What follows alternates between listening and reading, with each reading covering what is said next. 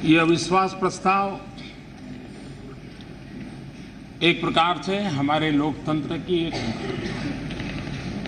महत्वपूर्ण शक्ति का परिचायक है। भले टीडीपी के माध्यम से ये प्रस्ताव आया हो, लेकिन उनके साथ जुड़े हुए कुछ माननीय सदस्यों ने प्रस्ताव का समर्थन करते हुए बातें कही हैं और एक बहुत बड़ा वर्ग है जिसने प्रस्ताव का विरोध करते हुए बात कही है। मैं भी आप सबसे आग्रह करूंगा कि हम सब इस प्रस्ताव को खारिज करें और हम सब 30 साल के बाद देश में पूर्ण बहुमत के साथ बनी हुई सरकार को जिस गति से काम किया है उसमें फिर से एक बार विश्वास प्रकट करें।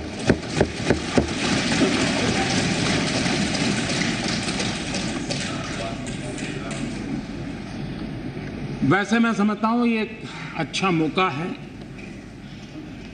कि हमें तो अपनी बात कहने का मौका मिल नहीं रहा है, लेकिन देश को ये भी चेहरा देखने को मिला है कि कैसी नकारात्मकता है, कैसा विकास के प्रति विरोध का भाव है, कैसे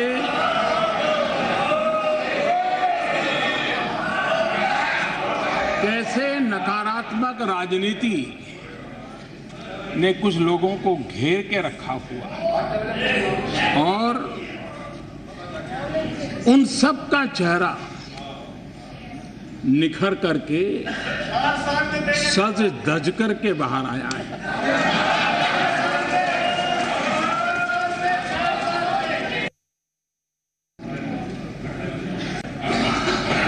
कईयों के मन में प्रश्न है कि अविश्वास प्रस्ताव आया क्यों? न संख्या है, न सदन में बहुमत है, और फिर भी सदन में इस प्रस्ताव को लाया क्यों गया? और सरकार को गिराने की इतना ही उतावलापन था, तो मैं हैरान था कि सामने इसको 48 घंटे रोक दिया जाए। चर्चा की जल्दी जरूरत नहीं है। अगर अविश्वास प्रस्ताव पर जल्दी चर्चा नहीं होगी तो क्या आसमान फट जाएगा? क्या भूकंप आ जाएगा? क्या न जाने। अगर चर्चा की तैयारी नहीं थी, 48 घंटे और देर कर दो तो फिर लाए क्यों? और इसलिए मैं समझता हूं कि इसको टालने की जो कोशिश हो रही थी वो भी इस बात को बताती है कि उनकी क्या कठिनाई है। न मांझी न रहबर, न मांझी न रहबर, न हक में हवाएं, न मांझी न रहबर न हक में हवाएं, है कश्ती भी जर्जर। ये कैसा सफर है?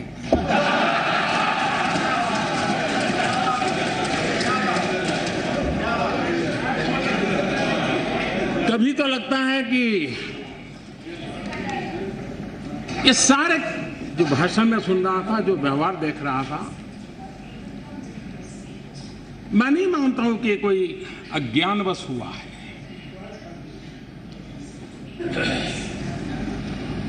और न ही ये झूठे आत्मविश्वास के कारण हुआ है। ये इसलिए हुआ है कि अहंकार इस प्रकार की प्रवृत्ति करने के लिए खींच के ले जा रहा है। मोदी हटाओ और आप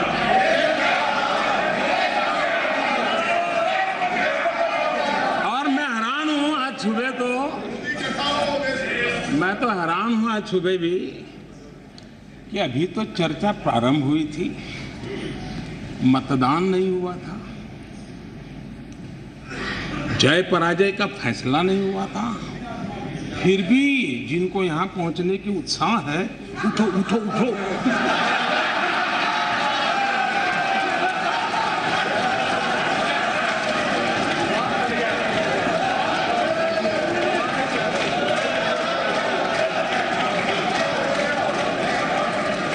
न यहां कोई उठा सकता है न बिठा सकता है, 125 करोड़ देशवासी बिठा सकते हैं, 125 करोड़ देशवासी उठा सकते हैं। लोकतंत्र में जनता पे भरोसा होना चाहिए, इतनी जल्दबाजी क्या है?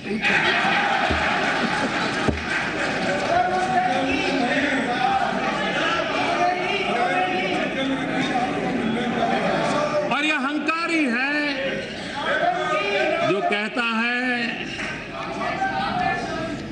कि हम खड़े होंगे तो प्रधानमंत्री 15 मिनट तक खड़े नहीं हो पाएंगे। आदरणीय अध्यक्ष महोदय जी, मैं खड़ा भी हूं और 4 साल हमने जो काम किए हैं उस पर अड़ा भी हूं।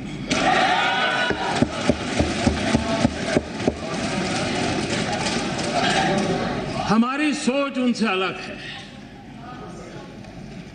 हमने तो सीखा है सार सार को गही रहे,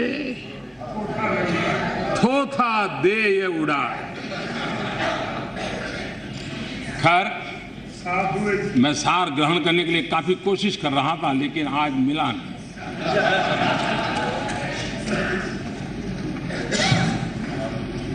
डंके की चोट पर अहंकार ये कहलाता है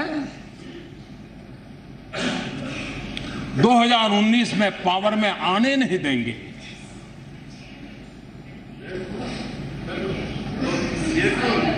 जो लोगों में विश्वास नहीं करते और खुद को ही भाग्य विधाता मानते हैं, उनके मुंह से ऐसे शब्द निकलते हैं। लोकतंत्र में जनता जनार्दन भाग्य विधाता होती है। लोकतांत्रिक प्रक्रियाओं पर भरोसा होना जरूरी है। अगर 2019 में कांग्रेस सबसे बड़ा दल बनती है तो मैं बनूंगा प्रधानमंत्री,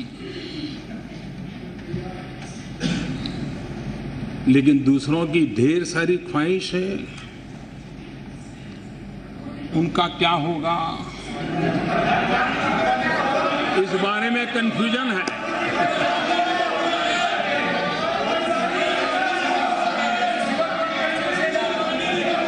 अध्यक्ष महोदय जी,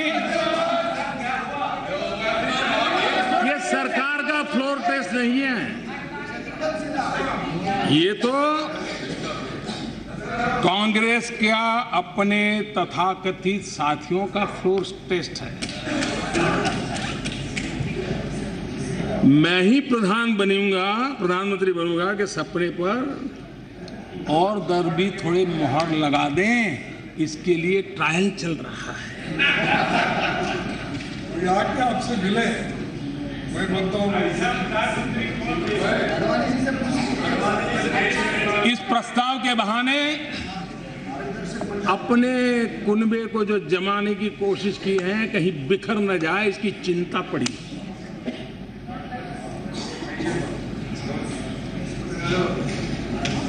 एक मोदी को हटाने के लिए, जिसके साथ कभी देखने का संबंध नहीं, मिलने का संबंध नहीं, ऐसी धरियों को इकट्ठा करने का प्रयास हो रहा है।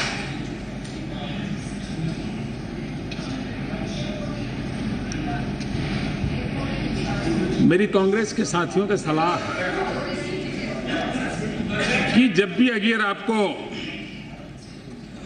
अपने संभावित साथियों की परीक्षा लेनी है तो जरूर लीजिए,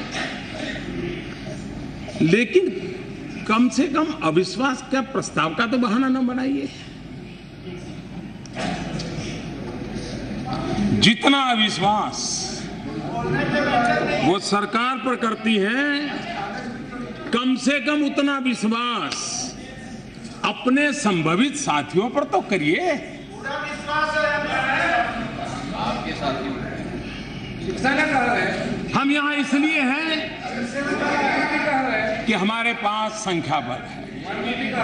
हम यहाँ इसलिए हैं कि 125 करोड़ देशवासियों के हमें आशीर्वाद है।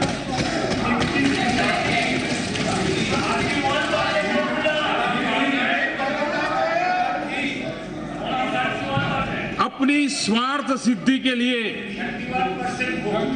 देश के मन पर, देशवासियों के दिए आशीर्वाद पर नॉट अगेन कम से कम अविश्वास न करें।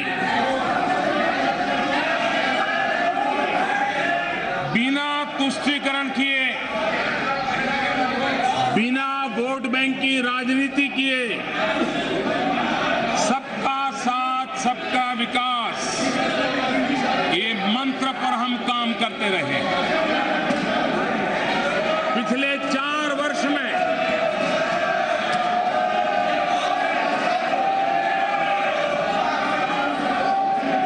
उस वर्ग और क्षेत्र में काम नॉट लाइक दिस प्लीज, जिसके पास चमक धमक नहीं,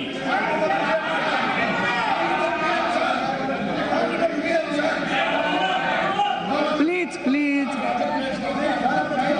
ये मत करो।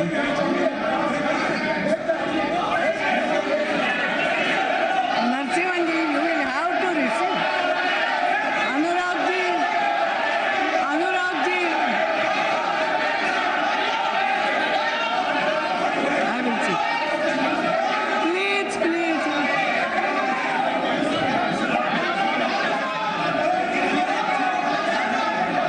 Please Anurag ji, go to the seat.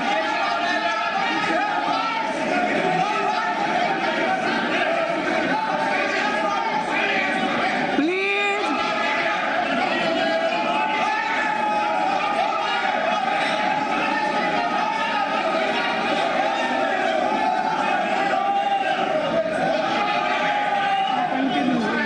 पहले भी माननीय अध्यक्ष जी 18,000 गांवों में Please go to your seat. They are not doing it. You go to your seat. I will see. Chota Narasimhan ji. Narasimhan ji. This is not proper. Narasimhan ji, you will have to go to your seat. I will do it. Again.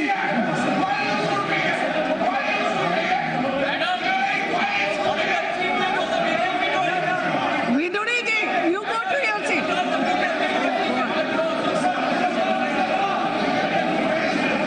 आप तो जाइए, मैं देखती हूँ ना, देख रही हूँ ना, रिक्वेस्ट कर रही हूँ ना, आप क्यों कर रहे हैं?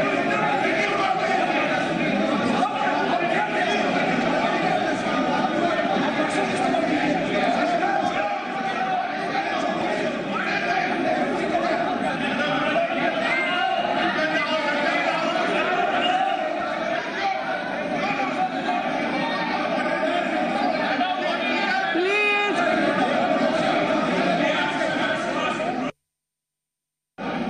Ram Mohan Nair, this is not fair. You will have to listen. Please listen quietly. Reply तो करना देखना पड़ेगा ना. Please go to your seat. Please go to your seat. Madam, what is this, madam? BJP is trying to Please. control the whole house. Please. Madam ये क्या हो रहा है? ये अगर दादागिरी की तो क्या है मैडम? मैडम ये क्या हो रहा है madam? Please go to your seat. Please, no. Madam ये क्या हो रहा है? कोई और देख रही हूँ, मैं भी समझ रही हूँ। बैठिए आप लोग जरा, आप तो शांति से बैठिए, बैठिए। हाँ? रिकॉर्ड में कुछ नहीं जाएगा ये बात। अध्यक्ष महोदय जी, Yes. सबका साथ सबका विकास, इसी मंत्र को लेकर के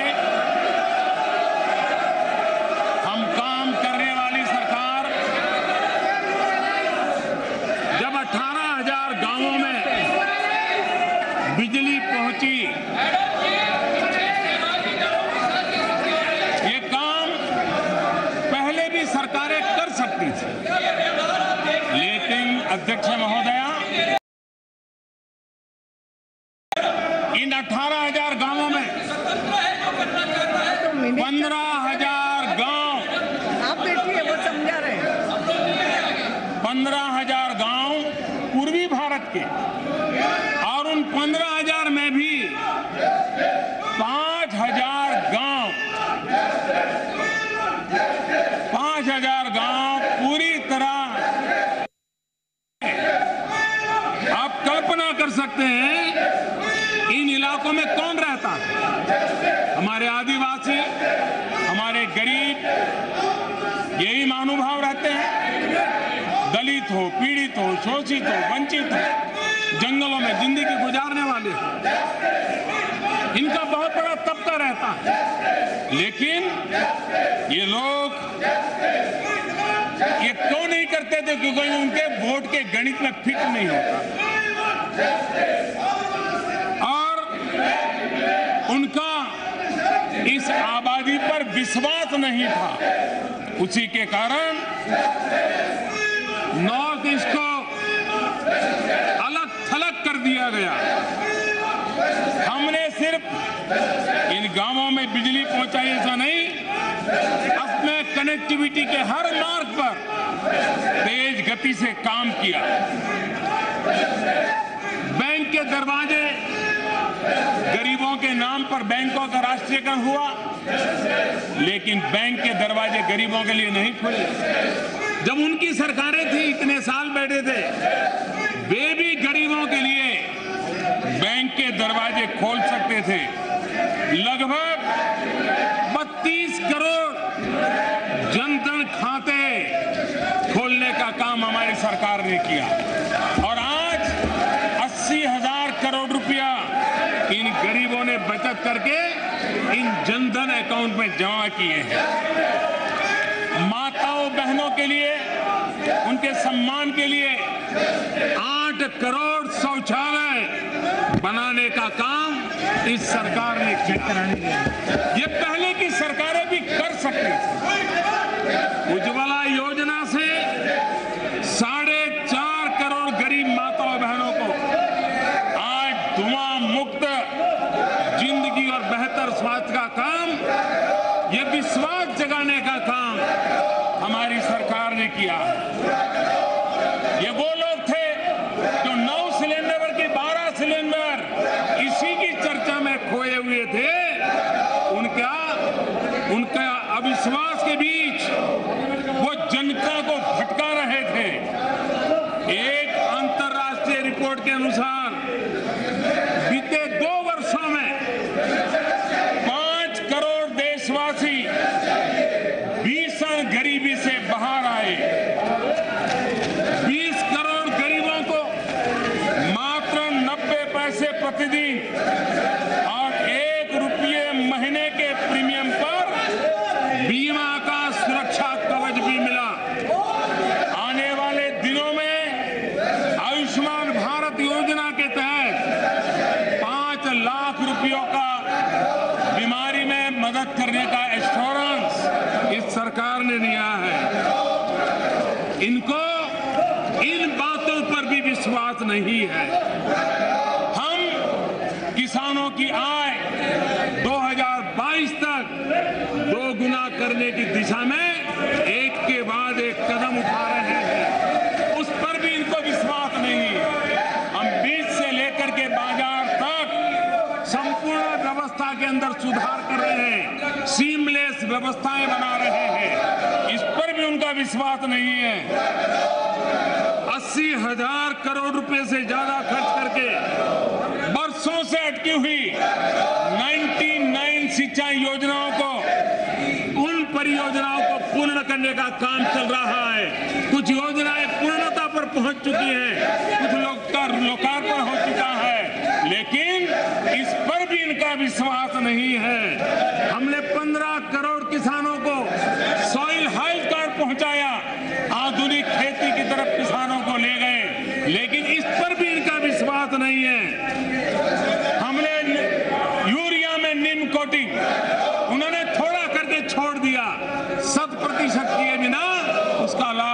मिल सकता है।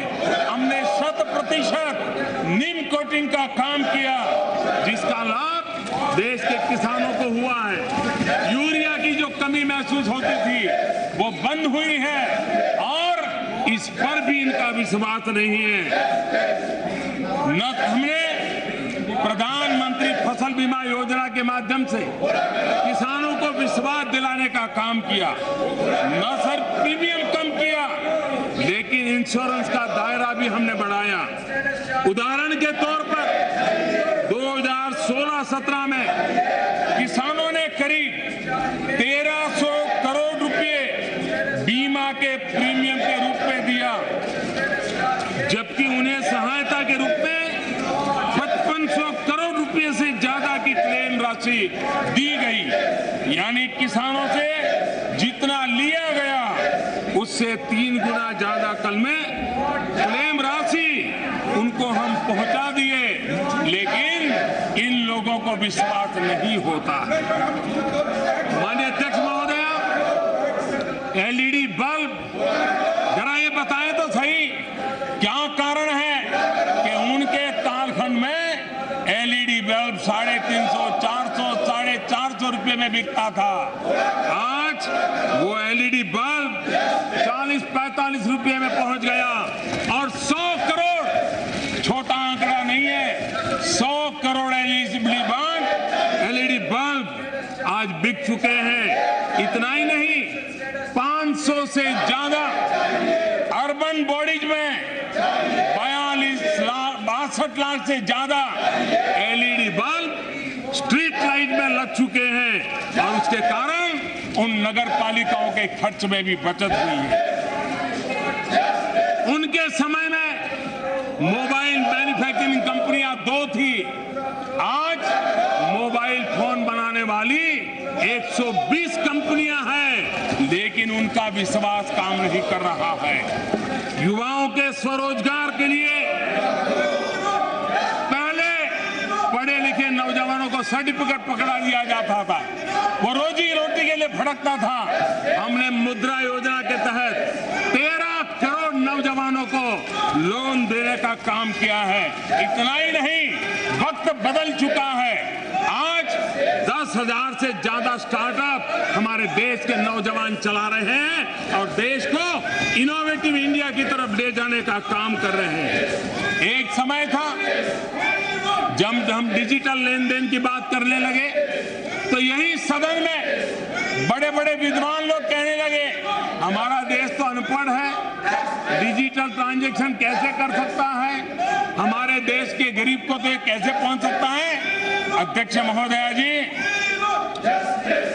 जो लोग इस प्रकार से देश की जनता की ताकत को कम आंकते थे, उनको जनता ने करारा जवाब दिया है।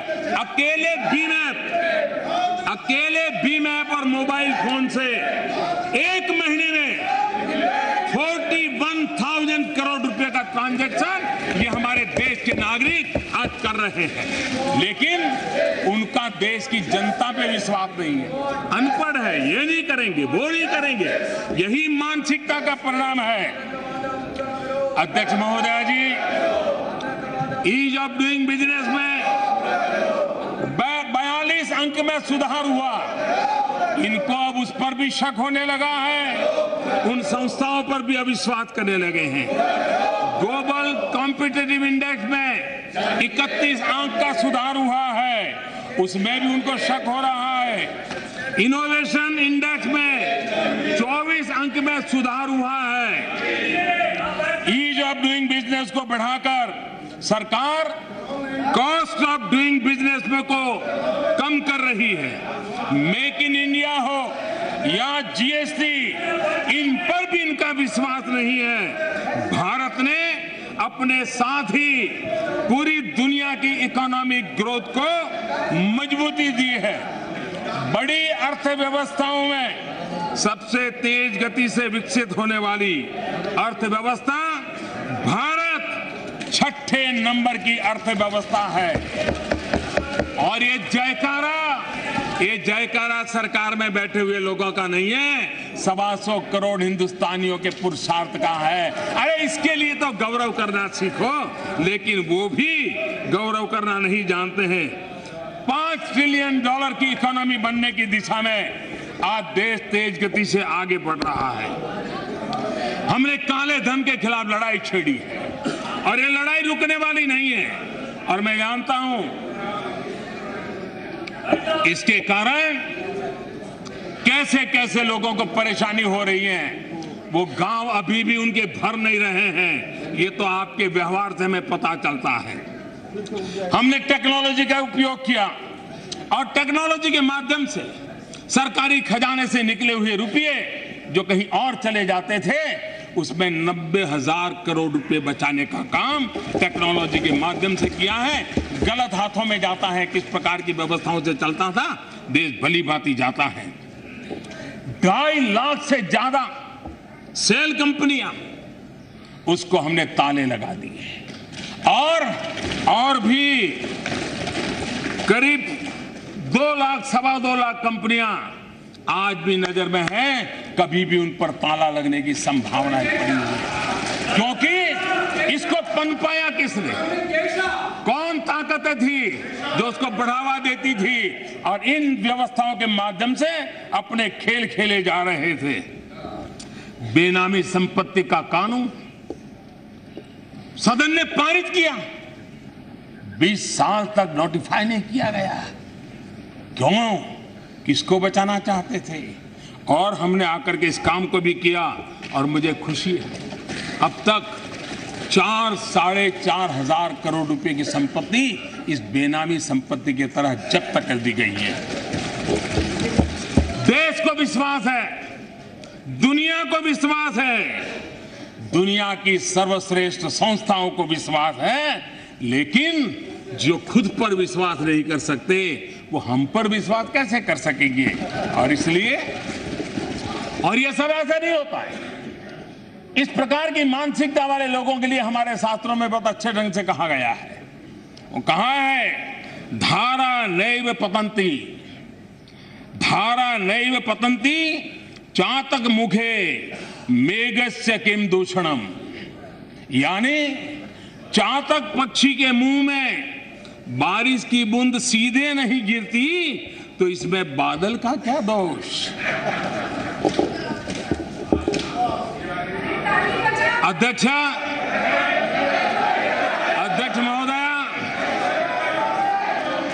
कांग्रेस को खुद पर अविश्वास है। ये अविश्वास से घिरे हुए हैं। अविश्वास ही उनके पूरी कार्यशैली, उनकी सांस्कृतिक जीवन का हिस्सा है। उनको विश्वास नहीं है। स्वच्छ भारत, उसमें भी विश्वास नहीं। अंतर्राष्ट्रीय योग दिवस, उस पर भी विश्वास नहीं। देश के मुख्य न्यायाधीश, उन पर भी विश्वास नहीं। रिजर्व बैंक, उन पर भी विश्वास नहीं। अर्थव्यवस्था के आंकड़े देने वाली संस्थाएं, उन पर भी विश्वास नहीं। देश के बाहर पासपोर्ट की ताकत क्या बढ़ रही है, या फिर अंतर्राष्ट्रीय मंचों पर देश का गौरवगान कैसे हो रहा है, उस पर भी उनको विश्वास नहीं है। चुनाव आयोग पर विश्वास नहीं, ईवीएम पर विश्वास नहीं। क्यों? क्योंकि उनको अपने पर विश्वास नहीं है। और ये अविश्वास क्यों बढ़ गया? जब कुछ लोग, मुट्ठी भर लोग अपना ही विशेष अधिकार मानते थे, अपना ही विशेष अधिकार मान करके जो बैठे थे, जब ये जनाधिकार में परिवर्तित होने लगा तो जरा वहां पर बुखार चढ़ने लगा, परेशानी बढ़ने लगी। क्योंकि जब प्रक्रियाओं को प्रभावित करने की परंपराओं को बंद किया गया तो उनको परेशानी होना बड़ा स्वाभाविक था। जब भ्रष्टाचार पर सीधा प्रहार होने लगा तो उनको परेशानी होनी बहुत स्वाभाविक थी। जब भ्रष्टाचार की कमाई आनी बंद हो गई तो उनकी बेचैनी बढ़ गई, ये भी साफ है। जब कोर्ट कचहरी में उन्हें भी पेश होना पड़ा तो उनको भी जरा तकलीफ होने लगी है। मैं हैरान हूं, यहां ऐसे विषयों को स्पर्श किया गया। आजकल शिव भक्ति की बातें हो रही है। मैं भी भगवान शिव को प्रार्थना करता हूं। मैं 125 करोड़ देशवासियों को भी प्रार्थना करता हूं,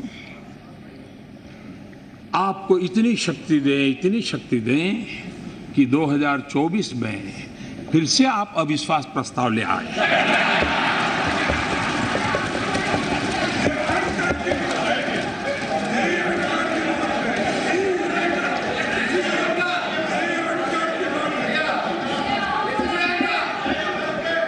मेरी आपको शुभकामनाएं हैं।